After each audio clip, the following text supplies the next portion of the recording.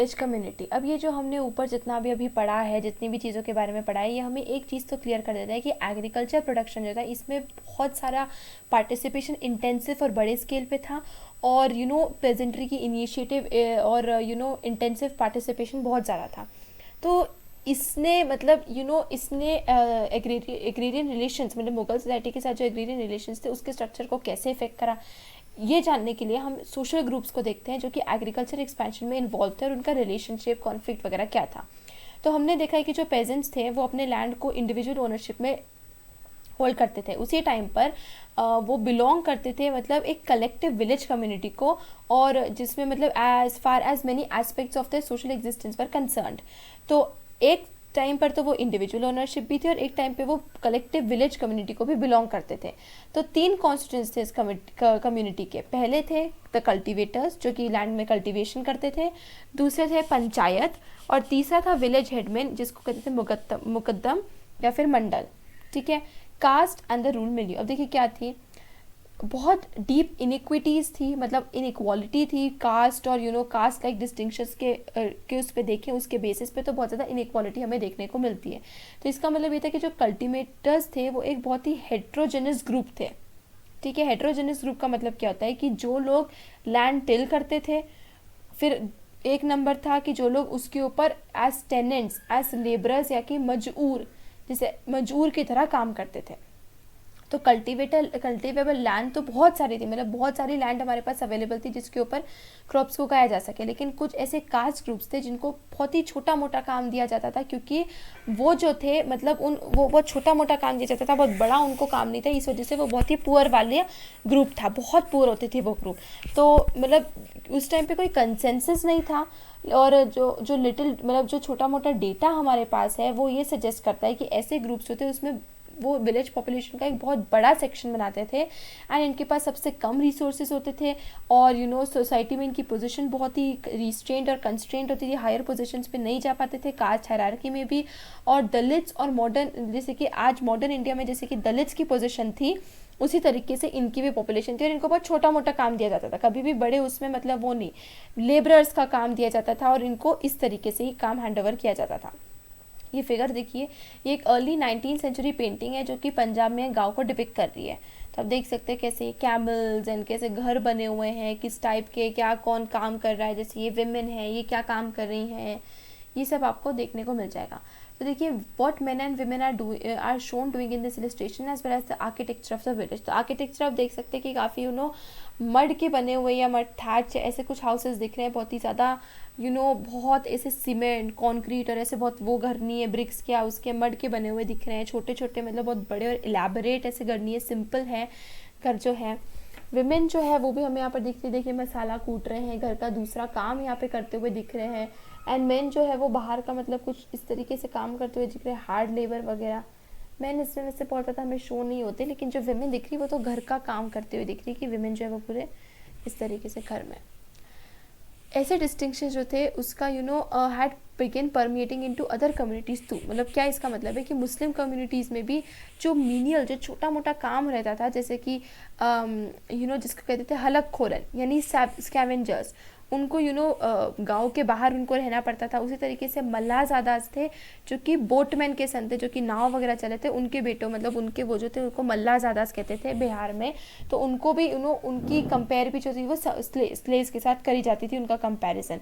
तो यहाँ पर हम ये एग्जाम्पल देख सकते हैं कि कैसे जैसे यहाँ पर एग्रीरियन सोसाइटीज़ में हमें देखने को मिलता है कि एक छोटा मोटा काम वो एक सर्टन सेक्शन ऑफ लोगों को दिया जाता था, उसी तरीके से हमें और भी देखने को मुस्लिम कम्युनिटीज़ में हलाल खोरम्स है जो स्कैवेंजर्स का काम करते हैं, कचरा उठाना, ऐसे कचरे में से कुछ ढूंढना करना, ये वाले जो ऐसे जो बहुत ही मीनियल से काम है। एक डायरेक्ट को रिलेशन था कास्ट और पावर्टी के बीच में और सोशल स्टेटस के बीच में, और लोअर स्टेट ऑफ सोसाइटी में, मतलब जितनी लोअर होगा सोसाइटी जितनी लो होगी उतना उसका वो एक कोरिलेशन था। ऐसा कोरिलेशन जो था वो एक इंटरमीडिएट लेवल पे हमें मार्क नहीं मिलता है, मतलब कि सिर्फ लोअर सेक्शन ऑफ पीपल जो है ना वहीं पर हमें ये कोरिलेशन देखने को मिलता है। तो 17th सेंचुरी मारवाड़ से हमें एक मैनुअल मिलता है जिसमें राजपूत को है उनको पेजेंट्स की तरह मेंशन किया जाता है कि ऐसे पेजेंट्स हैं जो कि राजपूत हैं और वो जट्स के साथ एक ही जगह में एक ही इसको शेयर कर रहे हैं, जबकि जट्स को राजपूत से नीचे उस पर पोजीशन पे रखा जाता है कास्ट हायरार्की में। जो गौरव है जो कि लैंड को कल्टीवेट करते थे वृंदावन के आसपास उत्तर प्रदेश में, वो लोग राजपूत को मतलब राजपूत स्टेटस को वो करते थे 17वीं सेंचुरी में। मतलब जो गौरव थे उनके लिए राजपूत स्टेटस जो थी वो अच्छी मानी जाती थी। अहीर, गुज्जर, मलीस जैसे जो कास्ट है वो हायरार्की में ऊपर उठ पाए क्योंकि उनकी प्रॉफिटेबिलिटी, पहले वो कैटल रेयरिंग का काम करते थे, हॉर्टिकल्चर का काम करते थे, तो उससे उनको अच्छा खासा प्रॉफिट मिला। तो हायरार्की उनकी कास्ट में भी हायरार्की उनकी पोजीशन जो है वो थोड़ी सी ऊपर बढ़ी। ईस्टर्न रीजन में अगर हम देखें, एक इंटरमीडिएट पैस्टोरल और फिशिंग कास्ट थी, जैसे कि सरगोप्स थे या फिर केवर्ड्स थे। इनको भी पेजेंट्स का स्टेटस कम मिला क्योंकि इनकी प्रॉफिटेबल जो सिचुएशन थी, वो जो इकोनॉमिक सिचुएशन थी वो थोड़ी सी बेटर हुई। तो एक कोरिलेशन था कि आप अगर बहुत गरीब होगे तो आप उतने लोअर स्टाटा में बिलोंग करोगे। इस तरीके से कोरिलेशन था कि जो जितने लोअर स्टेटस के वो रहते थे उन बहुत गरीब होते थे कास्ट में, और जितनी अगर इकोनॉमिक प्रॉफिट अच्छा होता था तो वो उनको कहीं ना कहीं हायर पोजीशन भी दी जाती थी। पंचायत और अब हेडमैन की बात करें, हमने एक कम्युनिटी की बात कर ली, कल्टीवेटर्स की बात कर ली, अब हम बात करेंगे पंचायत की, और फिर तीसरी थी वो विलेज जो तीसरी कॉन्स्टिट्यूएंट था कम्युनिटी का, विलेज हेडमैन के बारे में। विलेज पंचायत जो था वो सभी एल्डर्स का एक एंसेम्बल था, मतलब जितने भी बड़े बूढ़े जो रहते थे गाँव में, जो इम्पोर्टेंट पीपल थे गांव के, और इनकी हेरिडिटरी राइट्स थी अपनी प्रॉपर्टी के ऊपर काफ़ी वो थे, तो वो सभी एक पंचायत की तरह, मतलब वो सभी पंचायत को फॉर्म करते थे। जहाँ पर जो ऐसे विलेजेस होते थे जहाँ पर मिक्स्ड कास्ट रहती थी, मतलब कोई एक ही कास्ट जाति नहीं, अलग अलग कास्ट भी रहती थी, तो पंचायत जो थी वो एक हेट्रोजेनियस बॉडी थी उस टाइम पे। एक ओलिगार्की मतलब एक ग्रुप ऑफ मैन होती थी जो कि एक डिसीजन साथ में मिलकर डिस्कस करके लेती थी। पंचायत थी वो बहुत सारे कास्ट और कम्युनिटीज़ को रिप्रेजेंट करती थी गाँव में। और विलेज जो था, जो विलेज मीनियल कम एग्रीकल्चर वर्कर था, वो यहाँ पर उसका रिप्रेजेंटेशन बहुत कम देखने को मिलता था, यहाँ पे नेग्लिजिबल था। मतलब इसमें ज़्यादातर जो हायर स्टेटस के लोग हैं वो यहाँ पर रिप्रेजेंटेशन करते थे। जो डिसीजन थे वो सभी पंचायत के एक साथ मेंबर्स मिलके रहते थे, और ये सभी मेंबर्स को मानना कंपलसरी रहता था, जितने भी गाँव के विलेजेस है सबको, जितने भी गांव के जो मेंबर्स हैं जो गांव में रह रहे सभी को इसको मानना पड़ता था पंचायत का डिसीजन। पंचायत जो था उसका हेडमैन होता था मुकद्दम या फिर मंडल, ठीक है। तो कुछ सोर्सेज ऐसे सजेस्ट करते थे हेडमैन जो है वो एक कंसेंसस के थ्रू चूज करा जाता था कि सभी विलेज के जो बड़े बूढ़े हैं वो साथ में मिलके आके एक कंसेंसस के थ्रू हेडमैन को चूज करा जाता था। और ये चॉइस जो थी वो जमींदार को रैटिफाई करना पड़ता था, मतलब ज़मींदार को इस चीज़ के लिए एक तरीके से परमिशन देनी पड़ती थी। हेडमैन जो थे वो ऑफिस को तब तक संभालता था जब तक उसको विलेज एल्डर्स की कॉन्फिडेंस उसके पास रहती थी, मतलब कोई ऐसा फिक्स टर्म नहीं होता था। जब विलेज एल्डर्स को लगा कि यार अब हमारे वो नहीं है सपोर्ट, इसको हमारे पास सपोर्ट नहीं है या फिर हमारे काम का नहीं है इस तरीके से, तो उसकी पोजीशन को हटा के नया विलेज हेडमैन चूज़ करा जाता था। विलेज हेडमैन का सबसे चीफ फंक्शन ये था कि पूरी विलेज के अकाउंट्स का प्रिपरेशन को सुपरवाइज करना, कि जो भी रिकॉर्ड्स वगैरह हो रहे हैं उसको सुपरवाइज करना कि वो सही है कि नहीं है। और इसका एक असिस्टेंट होता था पटवारी, जो कि पंचायत का मतलब मेंबर होता था, तो पटवारी उसका एक असिस्टेंट होता था। जो पंचायत है उसको अपने फंड्स मिलते थे, मतलब इंडिविजुअल लोग जो है वो अपने कंट्रीब्यूशन करते थे, कॉमन फाइनेंशियल पूल था और उसी के थ्रू पंचायत को जितने भी होते थे उतने फंड्स मिलते थे। ये फंड्स को कहाँ कहाँ यूज़ करा जाता था, जैसे कि रेवेन्यू ऑफिशियल्स को एंटरटेन करने के लिए, जो कि विलेज से मतलब टाइम टू टाइम विलेज आते थे रेवेन्यू कलेक्ट वगैरह करने के लिए, तो उनको कई कुछ मैटर्स को सेटल करने के लिए, या फिर कम्युनिटी वेलफेयर के लिए जो एक्सपेंसेस यूज होते थे, जैसे कि नेचुरल कैलामिटीज़ में हेल्प करना, फ्लड्स वगैरह आ गई है तो वो भी इन्हीं फंड्स के थ्रू यूज़ करके मीट होते थे। इन फंड्स को ऑफन एक बंद का कंस्ट्रक्शन करना है, एक कैनाल खोदनी है, तो ऐसे काम जो पेजेंट जो वो अकेले नहीं कर पा रहे थे या वो खुद अफोर्ड नहीं कर पा रहे थे, वो काम भी इन फंड्स के थ्रू होता था। करप्ट मंडल्स, ये मंडल जो थे वो हमेशा मतलब ऑफन कई बार ऐसा होता था कि अपनी पोजीशन को मिसयूज़ करते थे। वो प्रिंसिपली उनको अक्यूज़ किया जाता था कि वो विलेज अकाउंट्स को डिफ्रॉड करते थे, ठीक है, पटवारी के साथ मिलके वो विलेज अकाउंट्स में गड़बड़ी करते थे, और या फिर तो वो रेवेन्यू को अंडर इरेज करते थे, या फिर जो कि मतलब कहने का मतलब ये कि जैसे कि वो प्रॉपर पेमेंट नहीं करते थे, और उन मतलब प्रॉपर पेमेंट नहीं करते थे, और जितना भी वो ओ करते थे ना उसको हटा देते थे। मतलब उनके खुद के लैंड में इनको जितना देना पड़ता था कि एक फिक्स था कि यार जिसके पास लैंड है उसको उतना प्रोड्यूस या वो तो देना ही है। तो ये करते थे अपने अकाउंट्स में गड़बड़ी करके और दिखा देते कि हाँ उन्होंने पूरा जितना पेमेंट करना था, जितना भी उनको पे करना था वो कर दिया। तो इस तरीके से अपने जितने भी रेवेन्यू वगैरह जो है उसको इरेज कर देते, उसको गायब कर देते कि उन्होंने उनको पूरी तरीके से पे कर दिया। तो पटवारी के साथ मिलकर वही अकाउंट्स में गड़बड़ और हेराफेरी करते थे। और इससे क्या होता था, मतलब कहीं ना कहीं वो स्मॉलर कल्टीवेटर जो छोटे मोटे थे उनके ऊपर और ज़्यादा बर्डन आ जाता था, क्योंकि उनके हिस्से का भी फिर उनको पे करना, मतलब हेडमैन के हिस्से का भी छोटे मोटे कल्टीवेटर्स को पे करना पड़ता था। तो ये करप्शन हमें कॉमन उस वक्त देखने को मिलता है। एक इम्पॉर्टेंट फंक्शन पंचायत का ये इंश्योर करना था कि जितनी भी कास्ट बाउंड्रीज है कम्युनिटीज़ के बीच में वो फॉलो हो रही है, कोई भी कास्ट के बीच में मिक्सिंग नहीं देखने को मिली। जैसे ईस्टर्न इंडिया में जितनी भी मैरिजेस थी वो मंडल के प्रेजेंस में ही होती थी। तो दूसरे शब्दों में अगर कहा जाए तो विलेज एडमिन की ड्यूटी थी ये ओवरसी करना कि जो विलेज कम्युनिटी के मेंबर्स भी अपने आप को प्रॉपरली कास्ट कर रहे हैं और उनके कास्ट के अगेंस्ट किसी भी तरीके से अथॉरिटी को वो नहीं कर रहे हैं या फिर कोई अफेंस नहीं कर रहे जो कि उनकी कास्ट में नहीं होना चाहिए। जैसे कि इंटर कास्ट मैरिज हो गया, या फिर जैसे कि कास्ट वाइज, मतलब एक कास्ट दूसरों को हेल्प कर रहा है या दूसरे उसमें काम, बहुत सारे ऐसे चीज़ें होती थी, रूल्स एंड रेगुलेशन होते थे। तो ये उनका काम था कि सभी चीज़ें जो है वो फॉलो हो रही है। ये फिगर देख लीजिए, एक अर्ली 19th सेंचुरी पेंटिंग है जो कि सभी विलेज एल्डर्स और टैक्स कलेक्टर्स की एक मीटिंग को शो कर रहा है। How has the artist differentiated between the village elders and the tax collectors. देखिए विलेज एल्डर्स तो यहाँ पर दिख रहे हैं बूढ़े बूढ़े से अलग से बैठे हुए, इनकी क्लोथिंग में डिफरेंस दिख रहा है। और ये टैक्स कलेक्टर्स यहाँ पे अलग से दिख रहे हैं, अलग से बैठे हुए, थोड़े से यंगर दिख रहे हैं ये लोग, इनकी क्लोथिंग अलग दिख रही है। जो टैक्स कलेक्टर है देखिए इनके सामने ये सब पैसे, अकाउंट्स, डॉक्यूमेंट्स है, जो भी ये चीज़ें पड़ी हुई है, जैसे उनके हाथ में भी बुक है। तो बहुत ही क्लियरली हमें यहाँ डिस्टिंक्शन समझ में आ रहा है कि अच्छा ये विलेज एल्डर्स है, बूढ़े लग रहे हैं, क्लोथिंग अलग है, जिस तरीके से बैठे हैं वो अलग है, इनके आगे यहाँ पे देखिए कुछ पढ़ा नहीं और ये सब इसको ऐसे ऑब्जर्व करो। टैक्स कलेक्टर्स का क्लियरली दिख रहा है, ये सब चीज़ें पड़ी है, क्लोथिंग अलग है, थोड़े एज में यंगर दिख रहे हैं, काम कर रहे हैं, ये सब। पंचायत जो थे उनकी एक और अथॉरिटी थी कि कोई भी अगर किसी भी तरीके से कुछ गलत काम करा तो उसके ऊपर पनिशमेंट उसको देना, जैसे कि कभी कभी या तो फाइन भरना पड़ेगा या फिर कभी कोई सीरियस काम, कोई सीरियस क्राइम करे तो सीरियस पनिशमेंट भी उसके लिए देखी जाती थी, जैसे कि पूरी कम्युनिटी से उसको बाहर निकाल देना, उनकी जाति से, उनकी कम्युनिटी से उसको एक्सपल्स कर देना। तो जो दूसरा वाला जो था कि आपको अपनी कम्युनिटी से बाहर निकाला जा रहा है, ये बहुत ज़्यादा ड्रास्टिक केस था।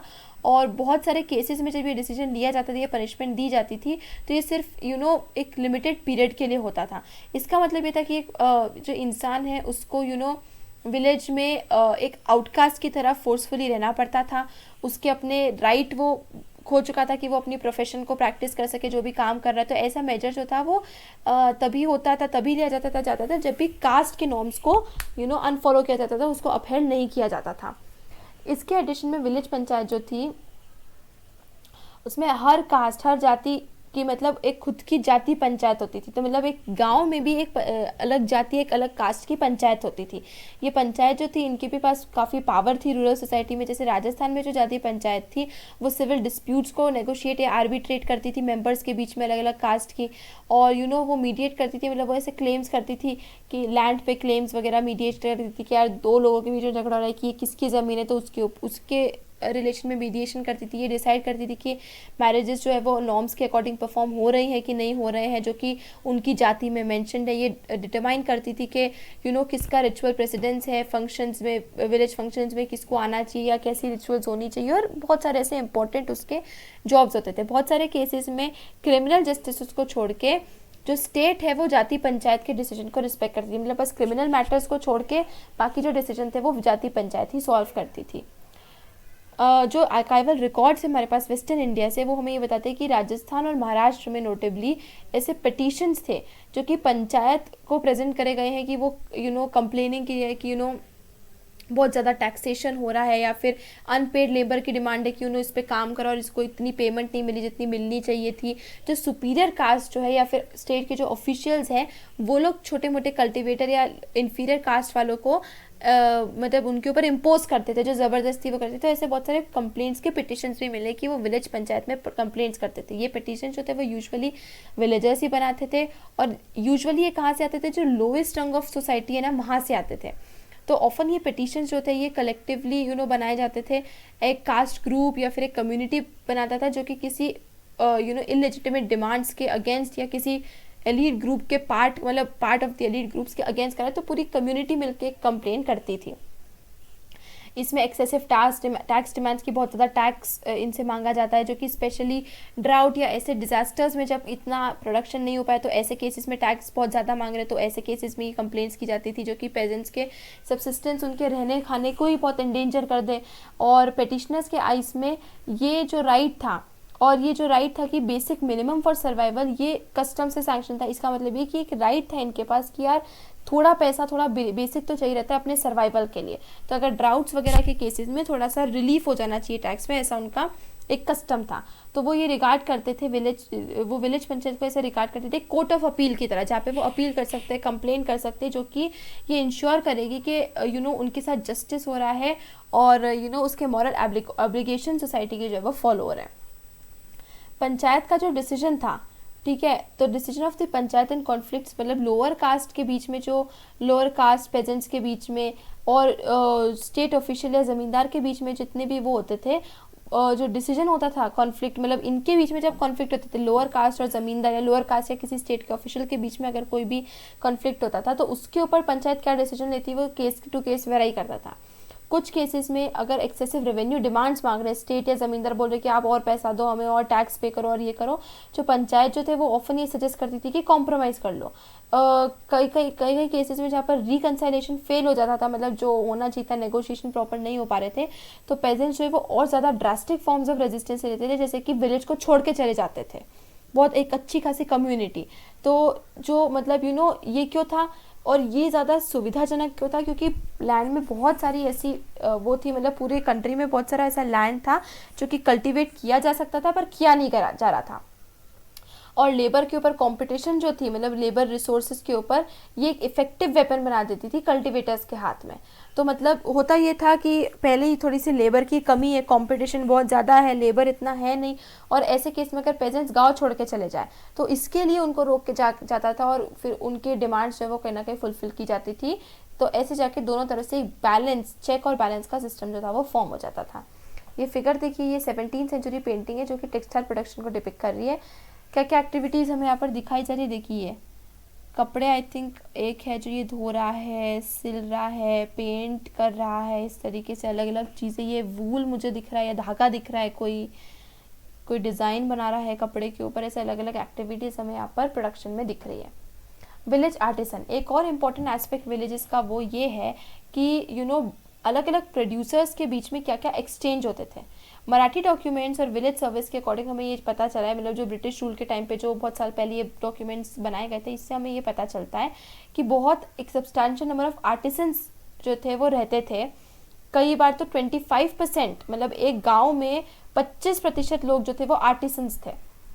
तो बहुत टाइम्स पर ऐसा बहुत बार ऐसा होता था कि जो डिस्टिंक्शन है आर्टिसंस और पेजेंट्स के बीच में वो एक फ्लूइड डिस्टिंक्शन था, मतलब बहुत सारे ग्रुप्स जो है वो दोनों टास्क परफॉर्म करते थे, कोई रिजिड डिस्टिंक्शन नहीं था कि हाँ ये आर्टिसन है और ये कल्टिवेटर है या ये पेजेंट है, दोनों काम करते थे कि पेजेंट्री एग्रीकल्चर का भी काम करे, आर्टिस्ट का भी काम करे, मटके वगैरह भी बना रहे हैं, उनकी खेत की ज़मीन भी और मटके वगैरह बनाने का भी काम कर रहे हैं। जो कल्टीवेटर्स होते थे उनकी फैमिली जो थी वो क्राफ्ट प्रोडक्शन में होती थी, मतलब मेन 2-3 लोग जो है, जैसे एक फैमिली में तो वो जो मैन वगैरह है वो तो खेती वगैरह काम कर रहा है, जो विमेन या कोई और है जो खेती नहीं कर रहा है तो वो क्राफ्ट प्रोडक्शन में इंगेज रहे। तो इस तरीके से दोनों काम हमें दोनों एक ही फैमिली में दो अलग अलग काम करते हुए दिख जाते थे। तो क्या क्या क्या क्राफ्ट प्रोडक्शन का काम है, जैसे टेक्सटाइल प्रिंट करना, उसको रंगना, उसको मतलब या तो बेक करना, मतलब पॉटरी को बेक करना, फायर करना, और एग्रीकल्चर इम्प्लीमेंट्स को बनाना, रिपेयर करना। तो एग्रीकल्चर कैलेंडर में ऐसे फेजेस होते थे जहाँ पर एक लल इन एक्टिविटी होती थी, जैसे कि सोइंग और वीडिंग के बीच में कि अब आपने सीड्स हो दिया, अब हमें वेट करना है कि वो कब उगेगी और कब फिर उसके बाद हम आगे वो करेंगे। तो इनके बीच में या फिर वीडिंग और हार्वेस्टिंग के बीच में कि अब हमने जो भी अनवांटेड प्लांट्स है, वीड्स है, उनको बाहर निकाल दिया, अब बस वेट करना है कि एक बार जो क्रॉप है वो पक जाए, राइप हो जाए, फिर उसके बाद उसको हार्वेस्ट करें। तो ऐसा टाइम था जब कल्टिवेटर्स जो थे वो आर्टिसनल प्रोडक्शन में भी इंगेज होते थे और अपना सब्सिस्टेंस जो है वो चलाते थे। मतलब एग्रीकल्चर के बीच में जब एक्टिविटी इतनी नहीं होती थी, काम इतना नहीं होता था लैंड पे, तो वो ऐसे आर्टिसनल काम्स भी करते थे।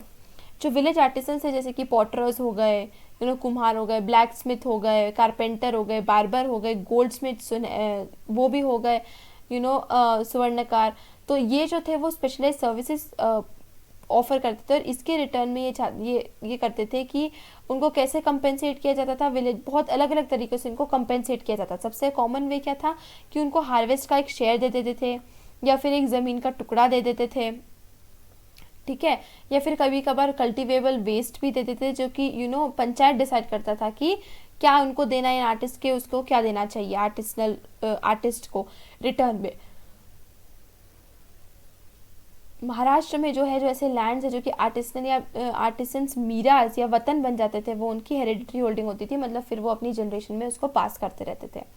एक और वेरिएंट था इस सिस्टम में जहाँ पे आर्टिसंस और इंडिविजुअल पेजेंट्स जो थे, के जो घर थे, वो एक mutually negotiated system of remuneration में एंटर करते थे। ये क्या था कि ज़्यादातर टाइम जो गुड्स के लिए सर्विसेज के लिए गुड्स। यहाँ पर एक एग्जांपल दिया हुआ है 18th सेंचुरी के जो रिकॉर्ड्स हैं हमें ये बताते हैं ज़मींदार के बारे में कि बंगाल में रिम्यूनरेटेड ब्लैकस्मिथ, कारपेंटर और गोल्डस्मिथ तक रहते थे, जो कि अपना काम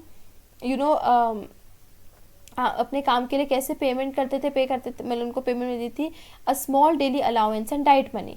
तो ये जो लेटर था, मतलब ये बाद में इसको जजमनी सिस्टम की तरह डिस्क्राइब किया गया है, जजमनी system.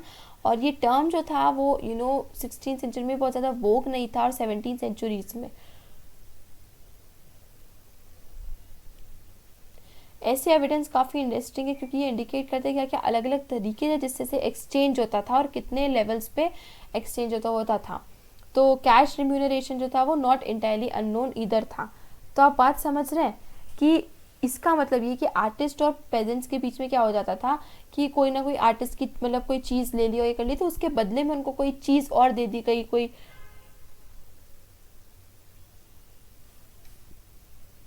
Small daily allowance, diet money, इस तरीके से जो था वो जजमानी सिस्टम डेवलप होता था। A little Republic.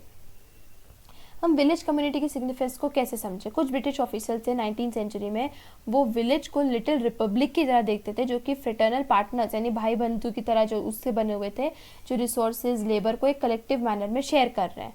ओके, तो लेकिन ये जो था ये रूरल एगैलिटेरियनिज्म का एक साइन नहीं था। मतलब हो सकता है कि विलेज कम्युनिटी थोड़ा सा रिपब्लिक की तरह है, मतलब इसका मतलब ये नहीं कि इक्वालिटी हर जगह थे। रूरल सोसाइटी में इंडिविजुअल ओनरशिप थी असेट्स की, और बहुत ज़्यादा इनइक्वालिटी थी कास्ट और जेंडर के बेसिस पे, अलग अलग कास्ट के बीच में, अलग अलग जेंडर के बीच में।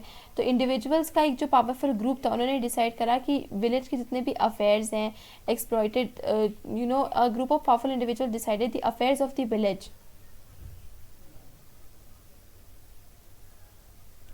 इसका मतलब ये है कि पूरे गांव में कुछ ऐसे पावरफुल लोग थे जो गांव में क्या होना चाहिए, कैसे होना चाहिए, उस सबको डिसाइड करेंगे। सोसाइटी के जो वीकर सेक्शन थे उनको एक्सप्लॉइट करते थे, उनको टॉर्चर करते थे, और उनके पास जस्टिस रेंडर करने की भी अथॉरिटी होती थी कि वो बाकी सबका जस्टिस करे। और ज़्यादा इंपॉर्टेंटली एक कैश नेक्सस था जो कि ऑलरेडी डेवलप हो चुका था ट्रेड के थ्रू विलेजेस और टाउन्स के बीच में। तो मुगल हार्टलैंड में भी ऐसा होता था कि रेवेन्यू जो था वो कैश में कलेक्ट किया जाता था। आर्टिसंस जो कि एक्सपोर्ट मार्केट के लिए प्रोड्यूस कर रहे थे, जैसे कि वीवर्स वगैरह, वो अपने एडवांसेस और वेजेस जो थे वो कैश में उनको मिलते थे। और प्रोड्यूसर्स को कमर्शियल, जैसे कॉटन, सिल्क, इंडिगो के कमर्शियल जो वो थे प्रोडक्ट्स थे, उनके लिए भी उनको पैसे जो थे वो कैश में दिए जाते थे। तो कैश का सिस्टम जो था वो कॉमन हो चुका था।